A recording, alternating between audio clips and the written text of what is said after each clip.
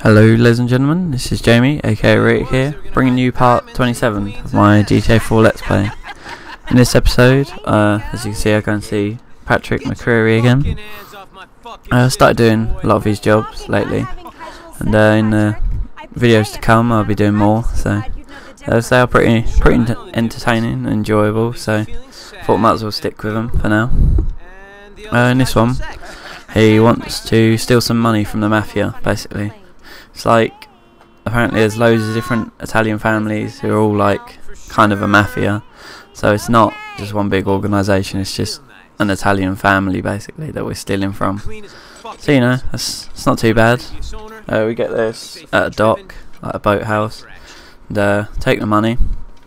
On the way out there's a load of other people trying to get hold of the same money that we are, so it's a bit sketchy, but we managed to get out, escape on a boat, so it's all good.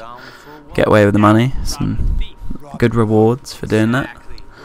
And then after that, go and see Francis, his brother, it's the policeman, and he's tripping out because someone linked with the lawyer that I killed for him last time has basically come forward and, you know, causing trouble, so I've got to go and take out him as well.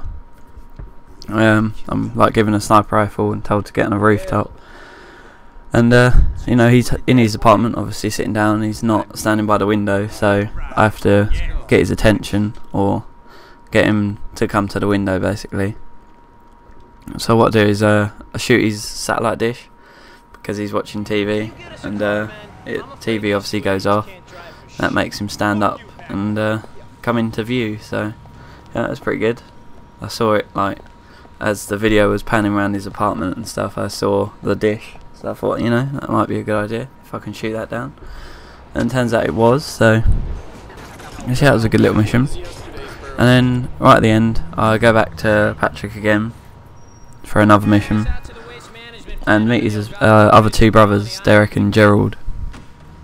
Derek seems fine, but Gerald seems a bit like threatened, so obviously they don't know who I am really at this point in the story, so yeah, he warns me basically not to mess up, and if he does then he'll be after me basically, so you know, pressure's on to not screw anything up, not fail at anything, so you know, I do that, manage alright, mission goes well. Yeah, the mission is a bank robbery. It's the first like real big organised crime really that I actually do. So it's quite a long mission. So the mission's not actually in this video, it's just the intro, like the cutscene basically. So yeah, I look forward to that next time for my first like real big crime, you know, bank robbery. So, get quite a bit of money out of it as well, so it's always good. Anyway, that's what happens in the video. But in this video I'm going to be talking about a little bit more about E3. So last time I didn't go through all the games I had written down, so you know, I thought I might as well do another video about E3, because you know, we're gamers, so it's important news really to us, or it is to me anyway. Got a list of games here. Infamous 2 I'm going to start with. Just recently started playing Infamous 1. So as you know, the PS3 network was down for ages. I think it was like over a month or something stupid. I'm not sure, I think it was hacked. I think that's what, I don't know if they actually admitted it or not, but that's what a lot of the news was, that it was actually hacked by someone. That's why it was down, so yes, you know, that's not too good, but I haven't lost any money, so I can't say I've been affected by it that much, because I don't play online on PS3 that much, but still, the fact that it was down, you know, it's a little bit annoying. And I logged on the other day, and I had the choice of a couple of free games to download, so that was good. It's like the welcome back package, it's called. You get 2 free games, so I downloaded Infamous 1 and Ratchet & Clank, I think Quest for Booty or something like that. So yeah, that was fantastic when I turned that on and realised, because I heard Infamous was amazing but never played it, so I took this opportunity to download it since it was free, and I've just started playing it, and I have to say it is lived up to, you know, what it was meant to be. So I'm glad I got it. And yeah, really looking forward to Infamous 2 now. So obviously it's a sequel. The trailer looked amazing. Like, obviously the powers looked even bigger and better than what I've got in this one so far, in the first one. So yeah, definitely looking forward to it. And obviously like the games where you've got the choice whether to be good or evil. It's sort of like Fable 2, where obviously depending on what you are, it changes what your character looks like. Whereas in Infamous, doesn't really change what they look like, it just changes what powers they've got, basically. So yes, that's good. It adds a bit of depth to it. It's not just like your generic RPG, really. It's got a variance in it, so you can, you know, it's replayability as well, obviously, because if you do it different ways, you'll get unlocked different skills, and the story will be different, because obviously you're a different type of character. So hopefully the second one is as good as the first one's proven to be so far. So yeah, I definitely look forward to that if it is. So another one, BioShock Infinite, which is, I think it's made by the same people that the first one was. I think the second one was made by someone else. I'm not 100% sure on that, but if it is, then I'll definitely get it, because the first one was so much better than the second one, in my opinion. I think the fact that you're in the Big Daddy suit the whole time was kind of, I don't know, it was a bit gimmicky for me, and it wasn't a gimmick that I enjoyed. You know, some gimmicks are good and not a bad thing, they don't ruin games, but for me that did. The fact that you're in the Big Daddy suit the whole time, I don't know, just it wasn't interesting at all for me, really. But yeah, hopefully in Infinite goes back to how it was before. You know, you're just a man and you get these powers gradually over the game. Obviously you don't want everything at once, it's never good, gives you nothing to work for. Like I was talking about last time with Black Ops, you got nothing to work for, it kind of makes it boring, and you don't really want to progress, because obviously you're not going to get anything for progressing. So yeah, I think the fact that I don't know, Big Daddy suit weren't a big fan in BioShock 2, so if Infinite goes back a step, you know, so you're just a normal human with the powers and stuff, then I'll definitely buy it, definitely play it a lot probably. And if the multiplayer's a little bit improved, because I mean the multiplayer in BioShock 2 wasn't the worst, but it wasn't like an addictive multiplayer that you want to play over and over again either. So I think they need a little bit of work on their multiplayer, but it was a step in the right direction, most certainly. So you should definitely look forward to BioShock Infinite when it finally hits the shelves. What else? Final Fantasy 13-2. So obviously most people, I would imagine, who like Final Fantasy games played Final Fantasy 13. Personally, I found it amazing. I still haven't completed it, but what I've played of it so far is fantastic. So, like all the characters really, it's like obviously a Final Fantasy game, it's heavily character driven, but I don't know, I just like the characters in Final Fantasy 13. See, Lightning's character is a bit mysterious, you know. You gradually learn more about her as you go on, but still it's a bit, you know, she doesn't let much on really. She's kind of a secretive person, which is quite good, you know. Adds a bit of, you know, adds something that you want to find out really to the game. Because I think that's one of my favourite things about Final Fantasy games, is you want to know, you know, the past of the characters. You want to kind of feel like you know that person. For me, that's what's important in a role-playing game like that. You want to like feel like you know your character, so then you're more inclined to actually play it and enjoy playing it as well. Which you know, with some RPGs, obviously you don't get that, and that's why personally I stopped playing them, because I don't find it as enjoyable. So yeah, definitely looking forward to that. So I've heard the end of Final Fantasy 13 leaves it on a good cliffhanger, and from the trailer of 13-2, it looks immense. That's all I can say. So some of the armour that's on show, some of the characters is as impressive as it always is in Final Fantasy games, I suppose you could say. They never really let you down with their art style. Nor they haven't so far in quite a long time they've been making games. So I've never looked at a Final Fantasy game and thought, oh, that looks pretty bad. You know, they're always up with the time or a little bit ahead of it as a company, Square. So I think that's really good. That's going to be amazing. It's going to be another 100 odd hours of my life gone away, I'd imagine. That's what it normally is to play one of those games through. I've hit like I think 20 or 30 hours on Final Fantasy 13, and looking at the guide, I'm nowhere near the end. So obviously Final Fantasy games in the past I've put hundreds of hours into and still not completed them. So yeah, they are a long game as a company, as a series. They always are long games no matter what. So I think that's always good.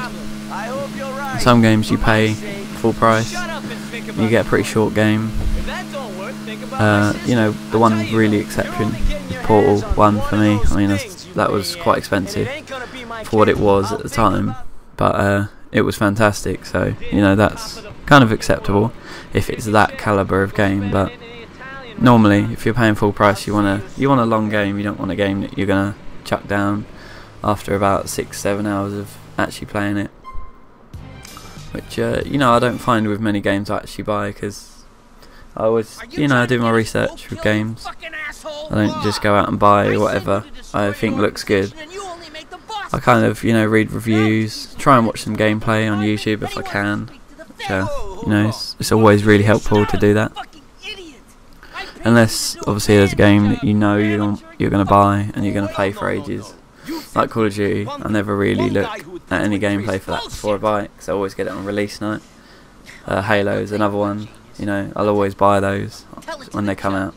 So, you know, they have never let me down so far, and there's been, what, 5 is it? 1, 2, 3, yeah, 5, not including Halo Wars, because that was shocking, but yeah, there's been 5, and they've all been fantastic storylines so far. So, you know, games that you can bank on are always worth getting on release. But if you're not unsure, I definitely recommend reading reviews, watching as much of the footage as you can from the game, just so you can get a feel of what it would play like, and if that would suit you, you know, if you'd enjoy doing that for however long the game's meant to last. So yes, I think that's a really important thing about games. So yes, that was Final Fantasy. Assassin's Creed Revelations. Been a huge fan of the Assassin's Creed series so far. I haven't played them all, like completed them all, but I remember when the first one came out, it wasn't a brand new concept, like the whole free running stuff, because it had kind of been in other games, but as well as, like, it wasn't ever done as well as it was in Assassin's Creed, I don't think. I mean, Splinter Cell's kind of got that aspect to it, where you can climb up stuff and everything, but it's just the fact that you could pretty much scale walls, you know, and jump up buildings, and you know, and then the combat as well, obviously with the hidden blades and stuff. You never really, it's not that many games where you play an assassin like that, where you can climb up the walls and do all the crazy stuff that you know, an old school assassin would probably be able to do. So it's kind of a new concept in that respect, but it wasn't like brand new. It wasn't like, oh yeah, you've never been able to climb walls like this before. That had been done, but just not to the same extent really that Assassin's Creed went to. So yeah, that was definitely a kind of a groundbreaking game. But you know, I think this is what, the 4th one, Revelations. I think it's the 4th one anyway. You got 1 and 2, and then Brotherhood. So yeah, that's 3. Yeah. So Revelations is going to be the 4th in the series. I mean, they've all been fantastic so far. I think the first one was Altair, wasn't it? And then the next 2 have been Ezio. Haven't played a huge amount of 2 and 3, but from what I've seen, I've watched my brother play them, and I've watched some YouTube videos on them. They look fantastic, so I mean, I'm sure Revelations won't be a letdown at all. The trailer looked good. It looked, I don't know, a bit strange at the same time, because the guy was basically getting like ambushed and then captured, and then walked off this plank, and he kind of saw a ghost looking Altair. That's what it looked like anyway, so I don't know exactly who that was, but maybe Ezio and Altair have crossed paths, maybe. Don't know, that might be what it is. Might be what it's suggesting. Not like old Ezio like sees Altair, or the other way around. You know, it might. I don't know. I'm not sure how far they are apart, to be honest. I think it's quite a few centuries, so I doubt that would be possible, but you never know what they're going to write into the game. Might be a bit far-fetched in that respect. I think that might ruin it, because at the moment obviously it's been quite history based. That's basically what it's based on, is historical events. So I think if they ruined it with a bit of time jump like that, then I think that would ruin the whole idea of the game, because it is, as I said, it's kind of a historical game. It's set obviously in ancient times, long time ago, before like all the, basically any machinery really. It's like in 2 and Brotherhood, you've got, I think, is it Da Vinci making like new inventions. It's like he first produces a flying machine, you know. So yes, it's a good game like that. I mean, it does stick to its timeline quite well, and I think if it changed from that, it might ruin it a little bit. But also I've heard in Revelations you get to control whoever, what's his name? Anyway, the guy that goes in the Animus all the time and's got these memories of his ancestors. You control him a bit more. Desmond, that's it. You control Desmond a little bit more in this one. That's what I've heard anyway. It might not be true, but if that's so, that would be pretty good as well, because you know, you've never really found out exactly who he is, or like why he's doing all this. Well, I haven't anyway, from what I've played. So I think it'd be a bit, you know, good to actually play in the real world at some point. So you would have thought by now he'd have learnt all the skills of the assassins, since he's been in the Animus so long and he's been practicing these skills. You'd have thought eventually he would actually figure out himself that he could do it. You know, he's got that ability. But you never know. That's only rumours at the moment that happens. I haven't seen any of that confirmed in the trailers or anything, so you know, I have to wait and see. I might get some more footage closer to the release date, but you never know. Another one, Deus Ex, I think has just come out. I'm not sure. I think it has, yeah, just come out. And obviously, I think Deus Ex 1, it was my favourite one. It's the one Total Biscuit done a huge video on. It was like an hour long. It was a fantastic game. I played quite a lot of it. I mean, not a huge amount, because you know, it was quite an old game when I first played it, and you know, I didn't enjoy it hugely, but I've been back since I saw that video of Total Biscuit doing it. I thought, you know, I'm gonna play that again, so it was enjoyable the first time round. So, and it was still enjoyable today. So I might have to pick up this new one. I don't know, they went dramatically downhill after that first one. You know, 2 was pretty shocking, so, but hopefully they've brought it back, you know, gone back to its roots a little bit, I suppose you could say. Made it a little bit more difficult as well.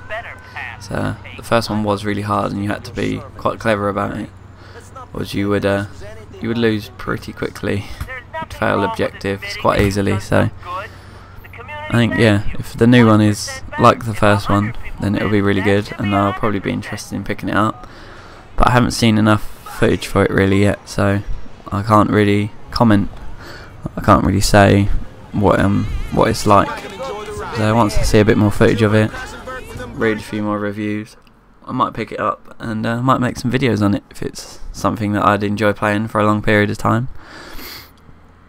If not, then you know, hopefully I won't buy it and not like it, so that would obviously be a waste of money.